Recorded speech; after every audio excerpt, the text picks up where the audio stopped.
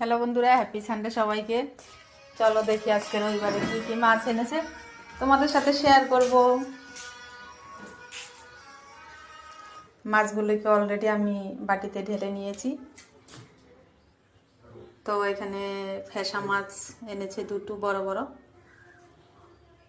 পুঁটি মাছ একদম তাজা টাটকা আছে, খলসে মাছ। খলসে মাছ খেতে আমার খুব ভালো লাগে।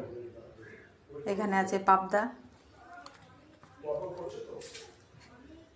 আর এনেছে বগি বগি মাছ না কাটকে মাছ বলে এগুলিরে, 3 পিস বড় বড়, একদম বড় বড় সাইজের। আর এনেছে চিকেন, চিকেন পুড়িয়ে খাবে, শখ হয়েছে তাই চিকেন এনেছে। তো এই আজকে রবিবারের বাজার।